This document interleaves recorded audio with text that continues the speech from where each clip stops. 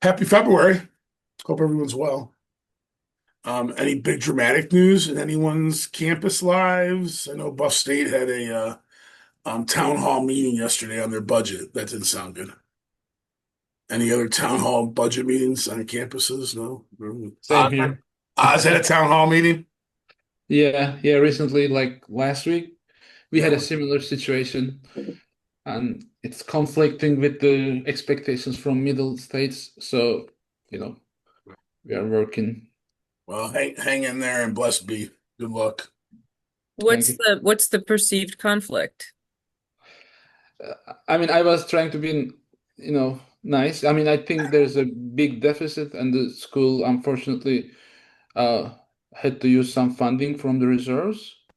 But I think there is a certain threshold that the middle states don't allow. I mean, they don't want, universities go too deep into that, reserve. That's the part. That's going to be a big budget, hold in a way. They don't want us to spend a lot of money. I mean, we can't spend a lot of money anyways, but that's the thing. So we'll see. Yeah, I think I don't know, most SUNY campuses, especially comprehensives also, are in similar situation. Yeah. Yeah, budget cut, cutting. So that's what is going on. Yep. Cool. Well, let's get going. They keep on coming. Brockport's joining us today. That's awesome. And our newbie is here, so we're gonna let our newbie meet the room in just a second here. All right, we are good. All right, so let's go around the room because Kim, I'm not sure where she's at on your panel. She's lower right for me. Kim is a newbie. Hi Kim, email pal. I am Todd. I'm the Hi, ring. Todd. I'm the ringleader of the ILN circus. Blessedly employed by the people also on the screen, keeping me busy and doing great things on the campuses. And I'm a contract worker for the project. Let's go around the room and introduce ourselves to Kim and let her go last and catch your breath. Arvin, go ahead. Hi, Kim. Welcome. My name is Arvind Didi, and I'm in SUNY Oswego. Thank you. Dr. Oz. Hi, Kim. This is Oz from SUNY Old Westbury. I've been with the university for the last 10 years. Nice meeting you. How about Lady? Hi, Kim. I'm from SUNY Albany in the journalism program. Tony P. Yeah, as you said, Tony P. I'm the department chair of English here at Hudson Valley Community College. I've been here 20 plus years, including 4 as a department chair. John with the intimidating headphones. Hi, Kim. I'm John Chambers from SUNY Plattsburgh. I'm putting the headphones on just in case it was my speakers that were causing the echo, so I just had to put my headphones on. Oh, nice. Thank you. Thanks for figuring that out. And John is, by the way, one of the best dive bar partners that one could find if you're ever at a conference with John. Andrew. Hi, Andrew Bottomley. I'm Associate Professor of Media Studies at SUNY Oneonta. Stephen. Hi, Kim. I'm Stephen Kersey. I'm in the journalism department at SUNY Plattsburgh. Kirsten. Been here for a year. Kirsten. Hey, Kim. I'm Kirsten Isgrow, and I am the chair of the Communication Studies department at SUNY Plattsburgh and a professor in Communication Studies. Kim from one of my favorite universities in the system, and I'm not going to admit why. Hey, everybody. Yeah, I'm the interim department chair of the journalism and social media department here at SUNY Brockport, and I've been here for an eternity. It seems like it's only been 12 years, but loving it every minute of it. If it was an eternity, I would have had you as a professor. So, and you're interim because Marcia's on sabbatical. Is that how it's working? Marcia's on sabbatical, and I am trying to keep things afloat. Okay. Well, good luck there. From some mountaintop somewhere in the country is JD. Go ahead. Hey, I am JD Allen. I'm the graduate program director for the School of Communication and Journalism at Stony Brook University, and I'm on the run, but I'm going to listen along from not so beautiful Stony Brook today, but happy to see you all. Awesome. And lastly, Emma, off camera, but still Hi, here. folks. I'm sorry I can't be on camera just this moment. I'm Emma Draper Reich. I teach English and communications at Corning Community College. Kim, that's your cohort. Tell us about you and why you're joining us. Thank you. Yeah, I'm Kim Chinkwe. I've been at Buffalo State 17 and a half years. I was in the English department and I just moved over to communications. And I am the journalism professor here. So Anne Marie Franchik has retired, so I am sort of filling her shoes, taking in her place, and I'm in her old office right now. So I'm the new Anne Marie. So thank you for having me. I look forward to working with you all.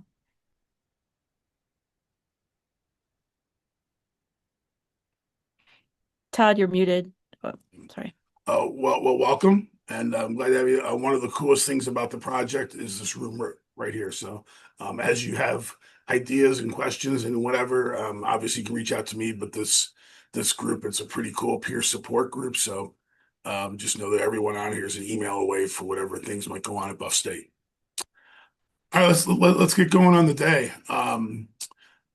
Three big things. Hopefully, y'all saw the agenda I sent out last night just to get a head start and some thinking ahead. I definitely could use your help and some thoughts on some of these things. Just a quick look at the story numbers for the fall. Congrats. Top story amount for the year. It was cool to add one new publication with Legislative Gazette totals, but 285 stories from 98 students, hitting 27 news platforms, including some of our own Brockport and Buff State. But yeah, it was a good total. Makes for the year about 500 or so stories. Uh, Vermont is beginning a national census counting for all that. So for spring and fall, they go by calendar year in their data. So congrats for a great fall growth, and obviously just trying to keep at it and growing how we can. Let me get lost my agenda there. All right. Would love to know either by email or even just drop it in the chat that I can get to who's officially active this fall and approximately how many students. Is there a chance maybe just to go around the room if you're active? No need to say if you're not active. I know the campus challenges and drop classes, but who is active and how many students? Arvin, go just shout. Yeah, I mean, the class I'm teaching Intro to News Writing and Reporting, and Eileen also is teaching a reporting course.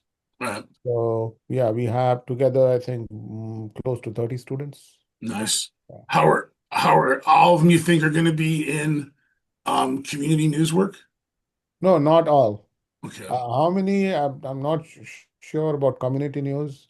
I had to recheck and I'll get back to you on that. Okay, great. Awesome. Who else has active classes this spring? I Stephen? do. I think I have a solid 15 to 20 students. So what one whole class is kind of like being reorganized around just doing community news. Like Nice. the students they're actually in the Plattsburgh Common Council courtroom yesterday for a couple hours listening into a bunch of cases. You know, How'd there was that a part go? of, it was fascinating. It's such a small community here. The judge is like talking to us between the cases, being like, "You guys got any questions? What do you think of that one? Here's a recognizance here. And do you guys know what a recognizance is?" So it was great. The students really soaked it up as well. Any cool feedback from the students? Just that they found it more interesting and fascinating and almost like a dystopian Handmaid's Tale kind of way than they were expecting. In an engaging way though. It's like when you go into the courtroom and like it's windowless and here's a man being brought in shackles, and his sentence is being meted out right there by the judge. It's like, wow, this is where it's happening. This is it. It's their life is being handed down to them right there. It's not on your TV screens, and it's not just on your TV anymore. Yeah, Yeah. it was good. And Andrew's got his hand up. I just wanted to be orderly about it. Yeah. What's on We've your got 30. We've got 32 students. So 15 of those are specifically working on audio postcard kind of community member profile pieces for an NPR affiliate for WSKG. And then the other 17 are actively working essentially as freelancers for different media outlets. So we've got their interns. So we've got All at Seago, and we have the Mountain Eagle. So those are both weekly newspapers. We might still maybe be working with the Daily Star, which is no longer daily. They're 3 days a week. And then we've got a couple students who are doing sports broadcasting for Catskills Air, which is a grassroots station in the Catskills. And what am I forgetting? Um, and then, and we've got like Grace working. We've got some students who are doing other video work. Like Grace is working with Todd to do some campaign work. And then we also are having students collaborate with the town of Oneonta to help film the meetings, which is maybe not news, but it is actually very helpful because I have other students who are covering the town of Oneonta board meetings, and they don't currently really, they're not good about doing minutes, and there's no recording, like official recordings of the meetings.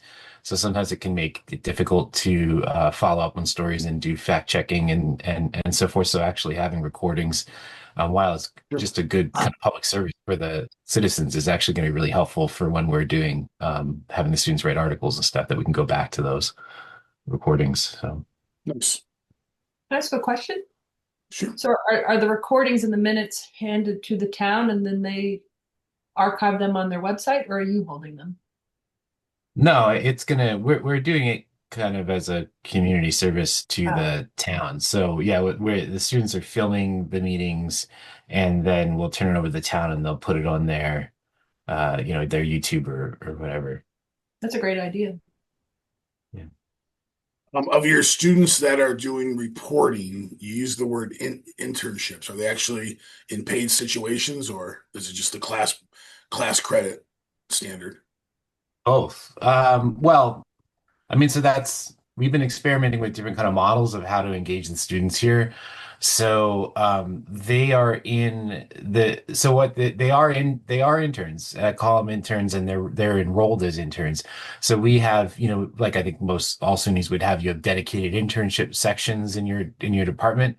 So I have a whole section of students who are working I'm their site supervisor. So they're enrolled in an internship section, so they're getting internship credit, and that they can apply that towards their major.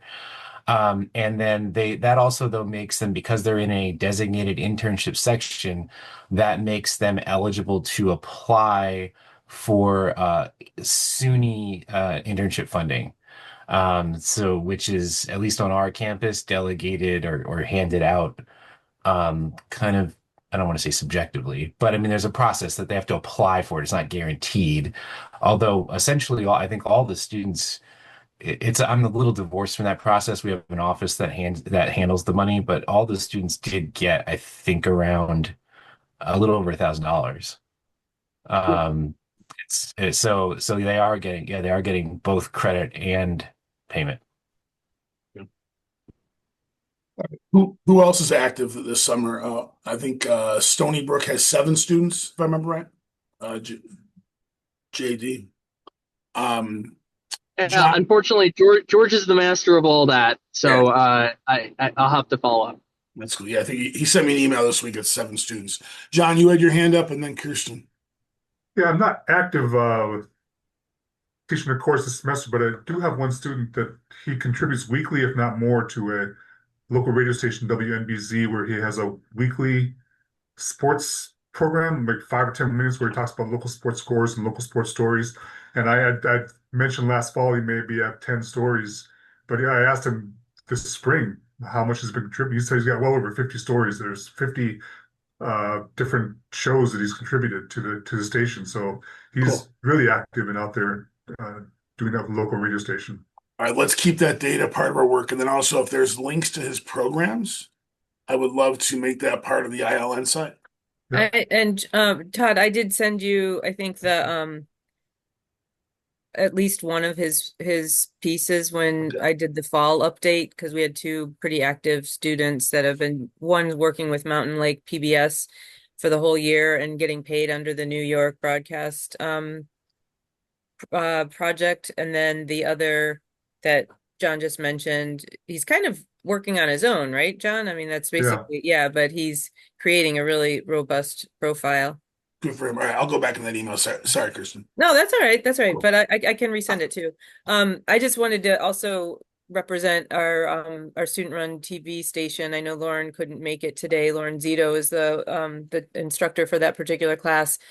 And I know that, and Stephen, maybe you want to talk about some of the plans that are percolating between you and her class. But I do know Lauren is really keen on doing more press releases and kind of keeping tabs on what's going on around ICE. And Plattsburgh is in the middle of having a conversation as to whether or not we're going to be using one of the facilities for an ICE detention center.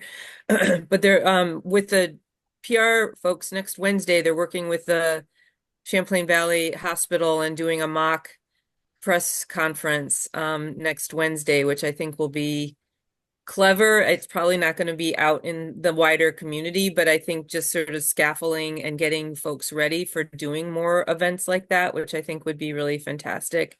Kind of press release, crisis communication events of sorts. And then John, do you want to talk at all about some of the VMix stuff that we've been doing, similar to what Andrew was talking about, having an internship, sort of internal internship program where we've got 5 students that are working with our VMix live stream, particularly around sports, which we have one student who's very, very ambitious right now and is figured out a way for that to live stream in one of the local bars in Plattsburgh. If they can't actually go over, although I don't think the tickets are that much to go to but maybe you can't drink beer and watch hockey at the same time. I don't know. But John, do you want to talk more about that? Yeah, we sorry for live production studio VMix.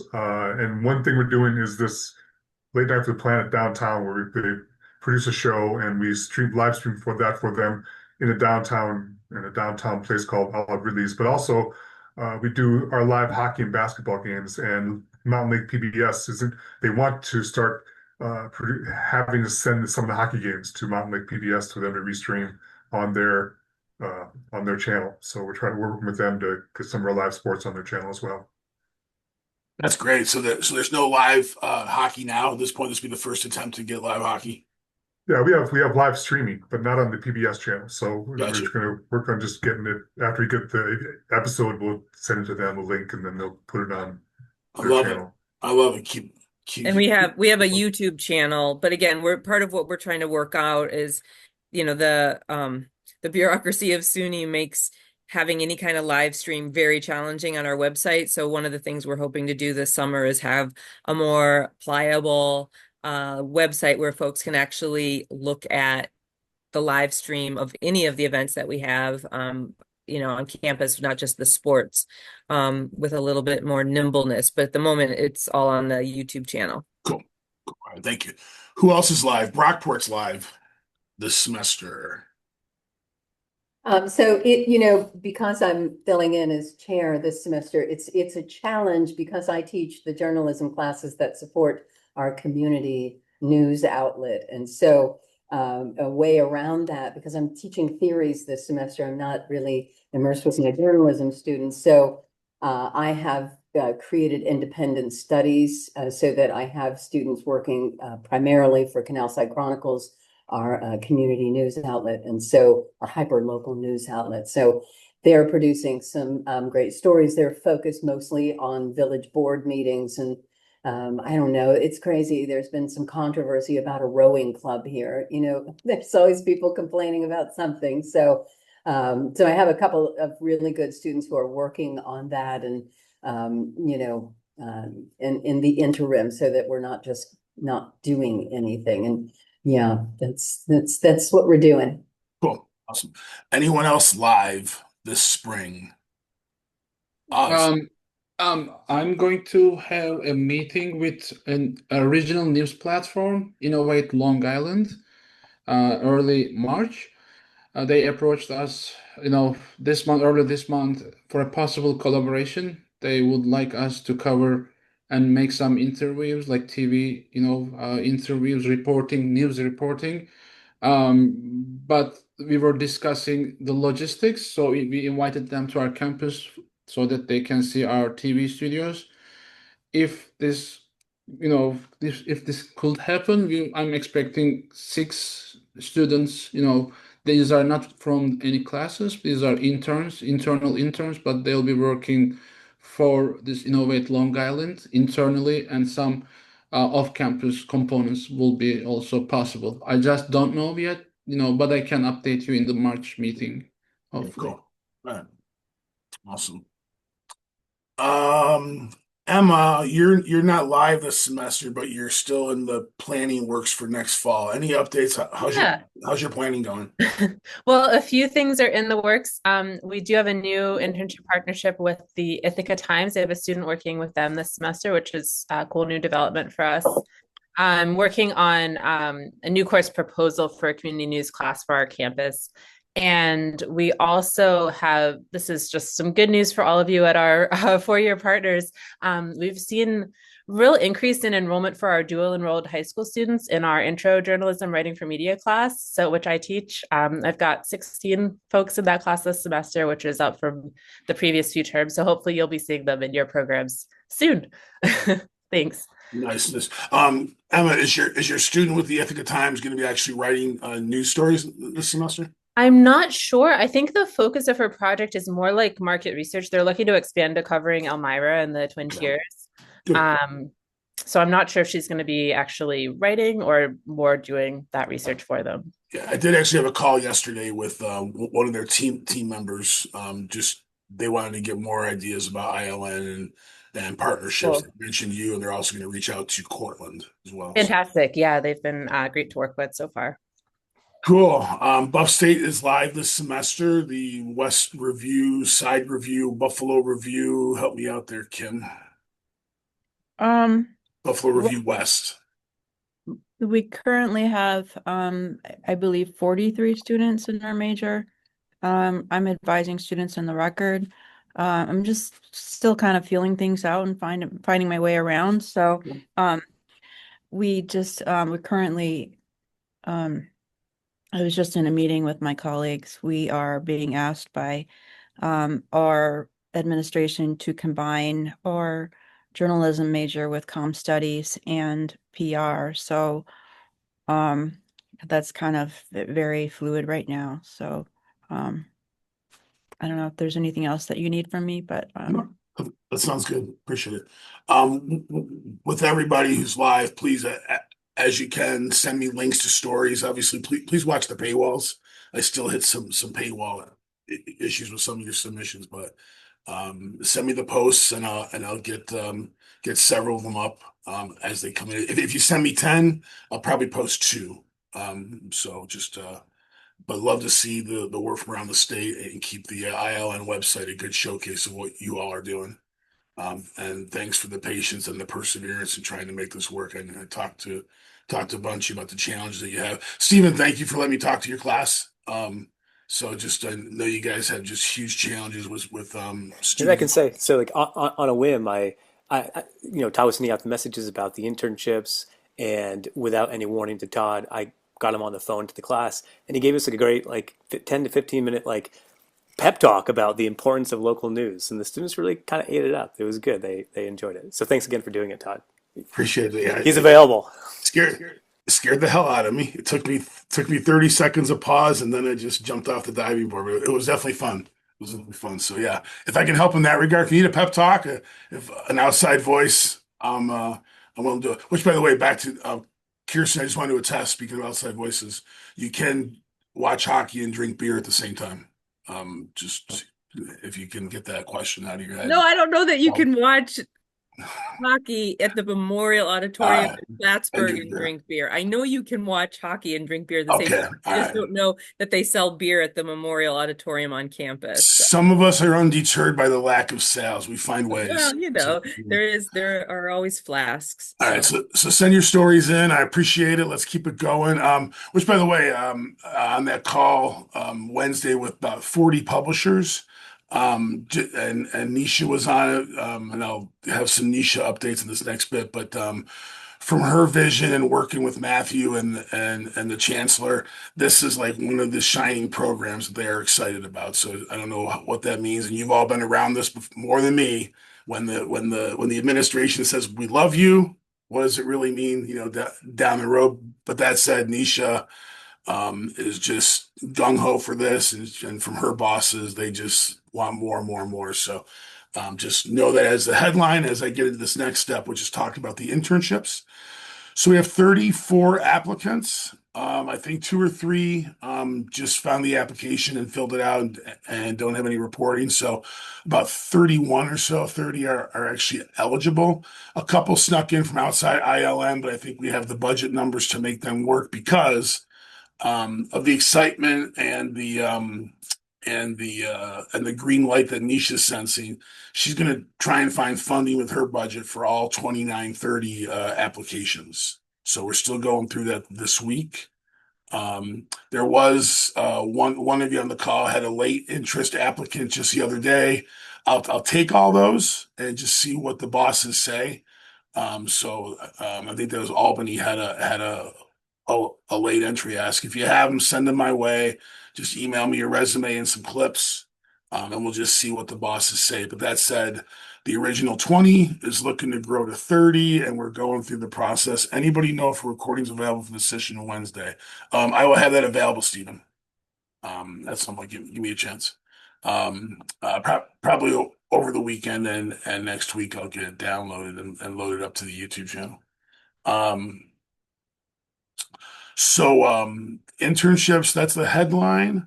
With the internships, I wanted to get your help. I was surprised that only 30 applications came in. And what did I miss? What could I do better? And that when I see, last fall, 10 active campuses with 91 active students, and I know there's campuses that have students who just weren't active in the fall. It just seemed that 30 applications was kind of light. Is there something I miss? Any coaching on the low number of applications versus the number of students participating in your programs? Todd, I can just speak to the general, I won't call it malaise or inertia, but I think this is not, it's not just you. I think, I've been the internship coordinator for years, and while there's definitely a push for internships, I also think, like, I know at our campus it's all willy-nilly. There is not like a coherent kind of way to get information about internships to students. There's a different process for every different department. So I think part of that is both the student disposition to be doing internships, and then I also just think students might feel a little overwhelmed and under-supported, even if we're trying our best to get them to apply. Just even putting together a resume and cover letter is still a little daunting, I think, for 19 and 20-year-olds. I don't know what other folks are finding. I know this is true of all of the internship efforts that we've been doing. It's not just the Institute for Local News. Any other thoughts? At the deadline, if you remember the history at the start of February. So February 1st deadline, and I wasn't sure if maybe the Christmas break had an impact, but when February 1st came, I think we had about nine applications in for the 20 slots. I sent y'all a note and extended the deadline, and in those 4 days came another 21 applications with the extended deadline. So there are definitely more out there with that extra window, but and of the applications I have, and I'll have better data in a month or so, but of the 30 or so, most of them are seniors, which to me means there's this pipeline for juniors and sophomores and next year's class and so on. So just so glad to see our seniors. I know there was some talk early on, do we even allow seniors in? Is it more so for continuing students, not the graduates? But I'm glad that we didn't act on that because this year's class is largely seniors. I think you're going to find that to be the case with a lot of internships. I mean, I know again, if there's no sort of like SUNY system-wide policy. It's pretty bric-a-brac or whatever. Like even on each individual campus, the way internships are like handled, kind of like Kirsten said. But um, at least in my experience at Oneonta, yeah, it's mostly in the senior year where students, maybe at the end of the junior year, but really in the senior, where students are starting to think about internships.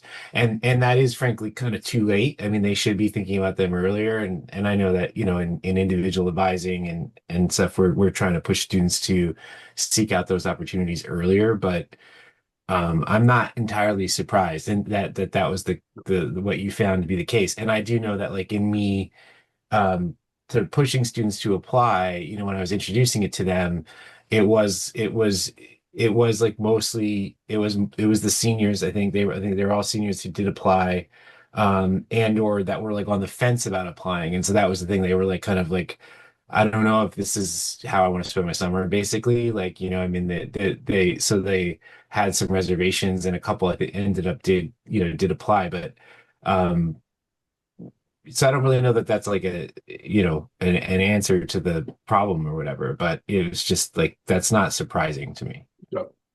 And like getting students to do something like this early, I think it's just that it's anxiety. They don't feel prepared. Early in Um, their career, being sophomores and juniors, or early in the calendar? Like February was too early. well, well, both. Okay. February I is mean, kind of early. What's that? I feel like February, classes for us start around January 22nd. yeah, And that February 1 deadline is like they're still kind of getting back into the swing of things. it's like the end of the first week of class for us too. Yeah, Yeah.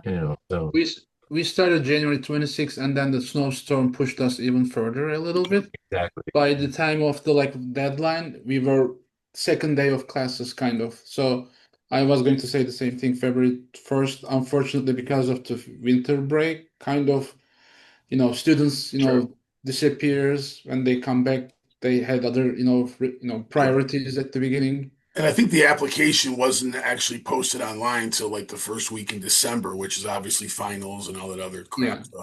So Yeah. maybe looking ahead, getting the application out just before Thanksgiving, so you're all in the middle-ish of semester and not at the back end, and then maybe extending it out a couple weeks into February.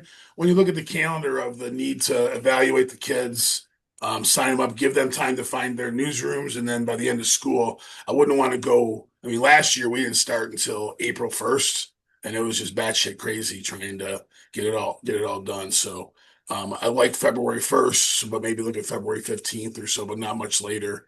I would think just to allow the onboarding time, the retreat time and stuff. So, but okay. What about like pre-marketing flyers that we could send to students to get them excited about it as well? So Yeah. the emails that we send sometimes get lost in all the other internships that we send out. So some kind of a one-sheeter that can go up places and get sent out on. Okay. Yeah, and maybe also that emphasizes mentorship. I think fear of having to do really high quality stories for a real outlet might put them off too. But if somehow the language indicates you'll be mentored a bit, not completely on your own, Yeah. might make you feel a little more comfortable. And I guess borrowing from mine and Steven's fun time, if there's a chance for me just to get on Zoom with one of your prospective classes, just give me 5 minutes at the start of a class in October. I'd be glad to do that too. If you think that's a different voice hitting the kids as opposed to the voice they hear all the semesters. Right. One of the things that you said that was helpful for my students, Todd, was that they don't necessarily need to know where they want or where they're going to intern. That it's good to have an idea, but that you will help place them.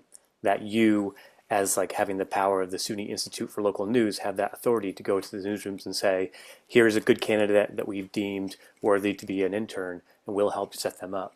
Because that was kind of a barrier for some of my students. Like we're talking about how early it is in the year. It's like, it's only January, February. I don't know where I'm going to be this summer or where I'm going to intern. I don't have any contacts at these local newsrooms, so how am I supposed to know exactly where I want to apply? So if you're saying you don't need to know exactly, we will help you set that up, I think that would lower the barrier as Cool. well for applications. Cool. This has all been awesome.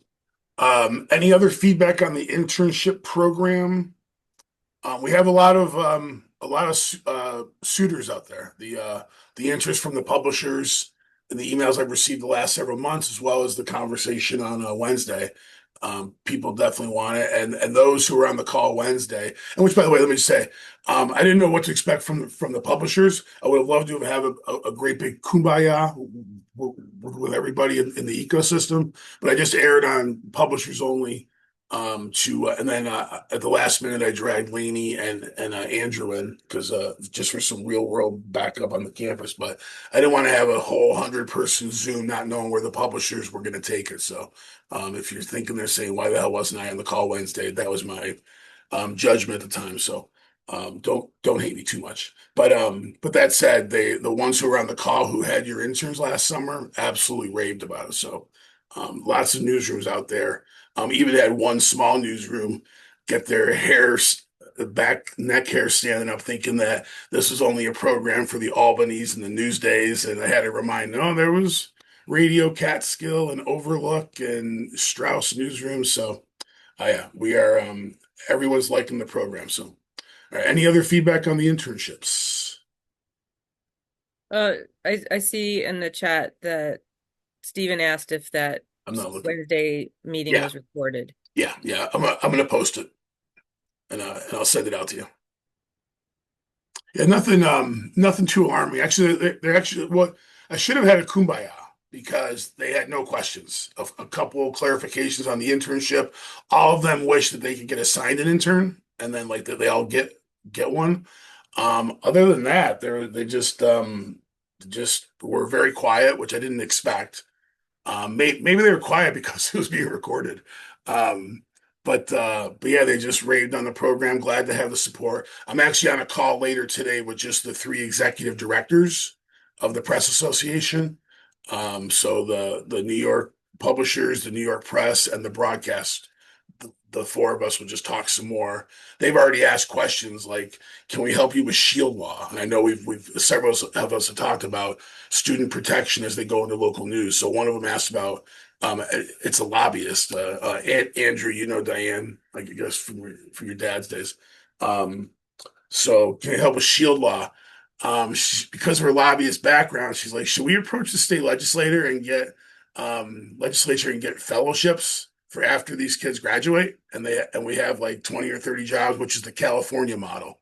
So I'm excited for the call today and what more I can share just based on Diane's feedback after Wednesday's call. So, but yeah, sorry again. Had I known, I would have had a big kumbaya of 100 of us in the Zoom, but I aired for just a smaller group just to keep it controlled and not knowing what the publishers might have. So that's that. All right, last thing for me is April 9th and 10th, our second in-person gathering. So far, the response from those who replied is folks are coming. I think 1 or 2 cannot, but 12 or so interested in coming. So please, I'll send the link back out, or can I drop it here in text chat? But love to know if you're able to come and get the number right. We do have money in the budget for your hotel. So same as last year, those of you who need hotel support with your campus budgets, we have that set to go. Working with Lainey to get things structured in Albany.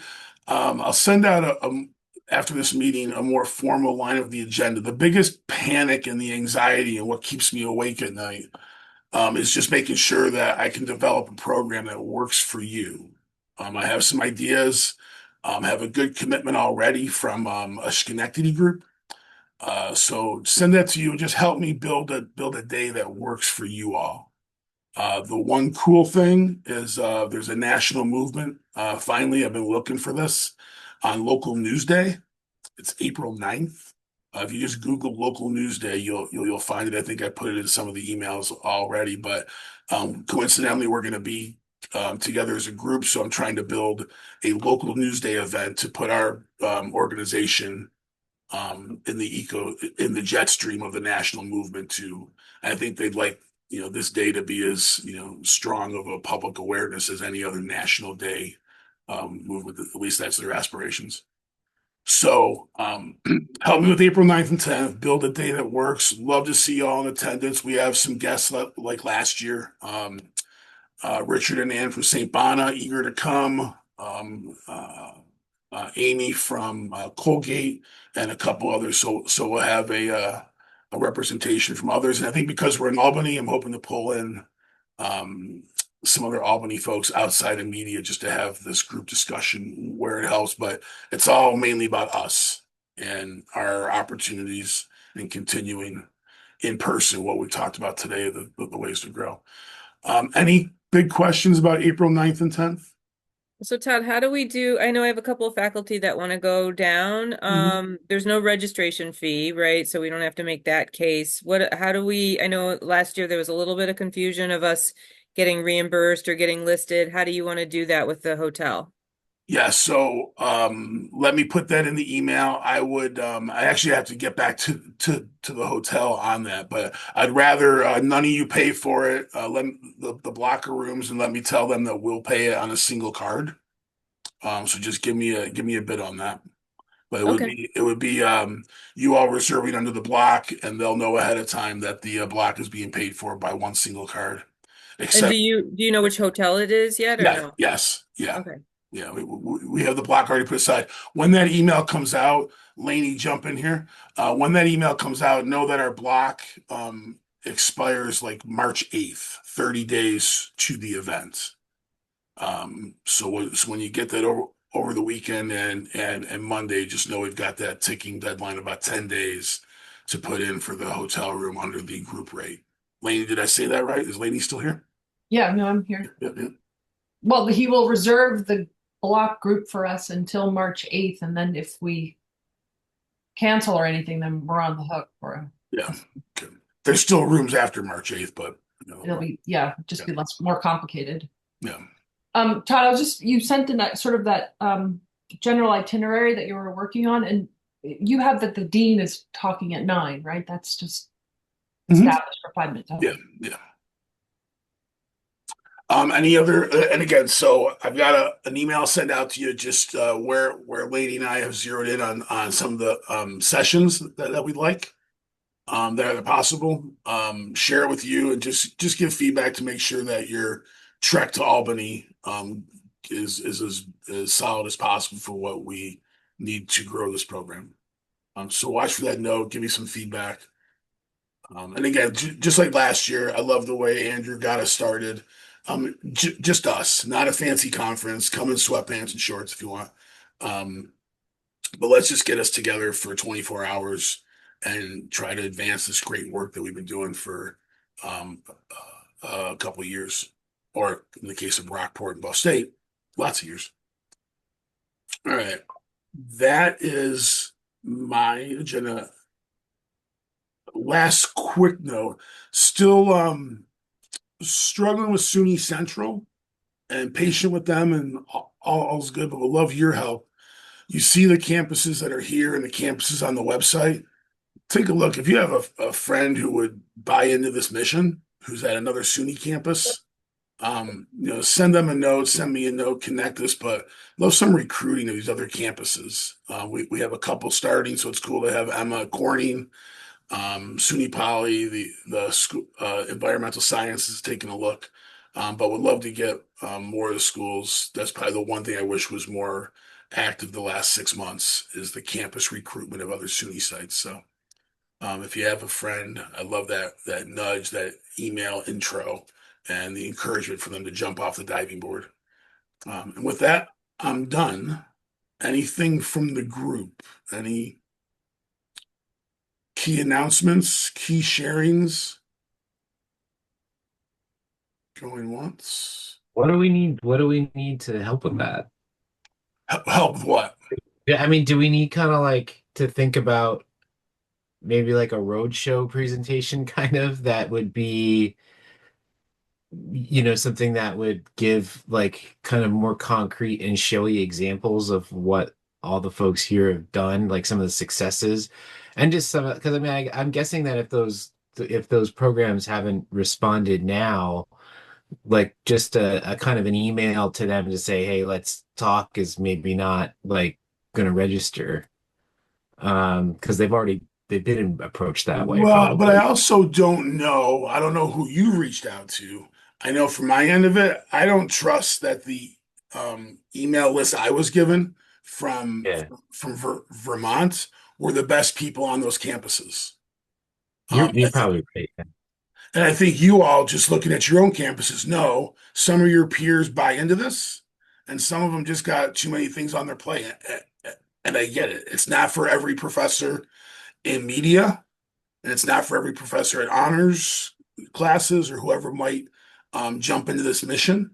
But it's finding, just as this mission has found you all. Thank you for that. It's finding that one professor. So to me, I think it's a one-on-one connection is an opportunity, and I don't know if I Yeah. had those right people. I mean, I think it may be though, and yeah, I mean, so you could go to individual professors because yeah, maybe that's just Richard wasn't reaching the right person or people, but it may also because now it is having more momentum from SUNY Central, like, especially with the summer internships and, the chancellor speaking about the program more. Um, there's going to be a stage, I think, where if you really want to expand it system wide, it might mean going instead of it's been grassroots, it's been bottom up Mhm. at this point, and Yeah. that works. I mean, I think or it's worked for this, for this third of the SUNY system or whatever. You may need to be thinking about it more top down. Go to deans, right? Go to the dean and or at least the chair of each department that's, media comm journalism program. And if it's set at a priority at the administrative level, if and I know Richard was going to, was trying to go to provosts and presidents and stuff when he could, but Yeah. if it's set, if it, that then they'll push it down, and and often that's also the problem with a lot of individual faculties, like they don't know it's a lot of work to just bootstrap these things, Yeah. and they just might not have the resources or whatever. But if their dean, comes to them and says, like, let's get on board with this chancellor initiative and might throw some resources behind it, then I think you might have the faculty who'll be like, okay, like the door's open for me now. I don't have to go break the door down to make it happen. There's actually a path being laid forward ahead for me to walk, right? So I just a thought, that working it from kind of both angles could yield some results. Yeah. That's what I'm waiting for out of SUNY Central. We've had some Yeah. chats, since August about the big goal this year is more campuses, and we just haven't gotten that door opened at SUNY Yeah. Central to that end of it. I mean, I know that like locally at Oneonta, and I can only speak from my anecdotally from my personal experience that like whatever success or whatever we've had getting the program going has in large part been because I'm able to frame it as a chancellor driven initiative, and that this is a system priority. And that allows me when I'm talking to the deans and the provost and the president that this isn't just some crazy idea that I have or like, a new program that I want to start, right? This is something that we can latch on to and it ties into like larger like mission. Cool. And it's worked. Oh, absolutely. You got some good energy going in a larger space outside of just your office, and again, I Yeah. applaud all y'all because I know it's fallen on mostly all your single desks. And when you have like, the Plattsburgh situation, when there's a few of you looking at this from a few different hallways, it's awesome to see it. But I know too many of you are just one person soldiers out there. So, um, okay.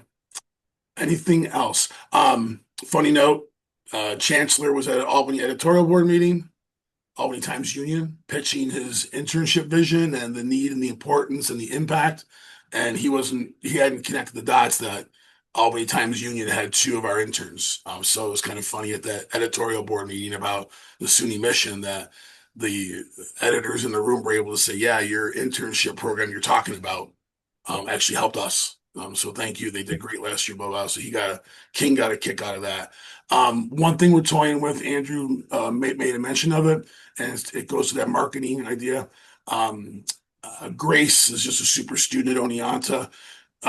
She's working on a video that's generic that I'd love to send to you all as a way to push out on your social and recruit students to your program. The message is definitely designed for non-journalism students to consider this as a growth in their college experience, but watch for that to come along. We'll probably need about another month, but it would be a video and support materials, poster, digital postings that you can have. The thought of it being a campaign to use for on-campus marketing to student-wide audiences to bring them into the local news work. So thanks, Andrew. Thanks, Andrew, for that project and taking it on. Grace sent an update of her video this week, and she's just awesome. So, Stephen, you had your hand up? No, okay. I have a question about just going back to the conference. You had mentioned that the chancellor will appear via Zoom. He's going to do a video, A video. not a Zoom. I'm on a call. Oh. I'm on a call in 2 weeks to script that. It's kind of funny working with that level of people, but yeah, we're having a 6-person meeting to go over the scripting for that video. But yeah, we're gonna play a video either Thursday night or Friday at the start from the chancellor. Okay. His thoughts on it'll be ILN specific, not just a generic, but he really wants to do a specific message to us. Regrets that neither date worked for him. I'm struggling to hear back from WAMC about that, coming and having a roundtable discussion with professors and audience members. I have some contacts at CBS 6 News. Does it sound like an okay news story if they came in when the videotape appeared? They can combine it with the National Local News Day. I don't know how exciting that is, but yeah, let's talk that through. I want to make sure. Actually, I'll turn it back to you all. I really want us to be together and not as evidence Wednesday. If the recording had some of the publishers be more shy than they normally are, but I just want to make sure when we're together that if there's news in there, that it doesn't change. The attempt for us to get together and talk about what our needs are. So if news was to come to the event, when, where, how, and why. So. But I think the local news day, Thursday evening, is where I really love some extra shine. So we'll see what happens. Well, let's talk more about that, Lainey. Okay. Kirsten? Going back to the internships, I know I have a couple of students that actually did apply, and I just got an email while we've been sitting here asking when they would be hearing back whether or not they got accepted. Within 2 weeks, maybe as soon as 1 week. Okay. Again, the 20 are getting in, 8 or 9 are not getting in at this point. But by the end of today, hopefully by Monday, Nisha's going to get back and saying we're going with all 32-ish, 31 applicants. So that as soon as I get that, they're all getting an email, and I'll CC you all that everyone who applied, you're in. Watch for further notes in the next couple days, couple weeks, to start thinking through these next steps, what newsroom, etc. But yeah, as soon as it's about an extra $15,000 cost to Nisha's budget, and Wednesday she said, let's just do it. So I think that's, again, off of her confidence that you all are doing awesome. Again, she's seen it from the top down.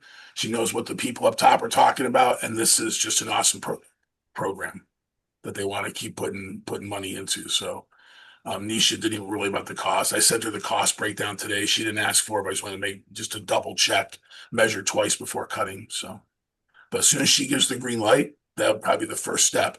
If she has to back off for budget reasons, which I don't see that happening, but if she does, then it'll get back to we have to cut 7, and then that'll take me about 10 days to cut the 7, just to approve the 20 in full transparency. What else? And I guess in full transparency to you all, what we've talked about in the committee, there's some great applicants. They're all, honestly, all of them deserve internships. There is a leaning toward making sure we're geographically balanced. So there's a couple schools with like many applications, 5, 6, 7. And probably going to have the cuts come from that body. As much as I hate to say, it's not just based on the skill level, but also we want geographic representation around the state from their campuses, as well as where they're heading to. So I'm looking at both measures. Did they come from Plattsburgh? Did they come from Stony Brook? And are they going to Catskills, to Jamestown, or to Long Island? So, all right. You guys are awesome.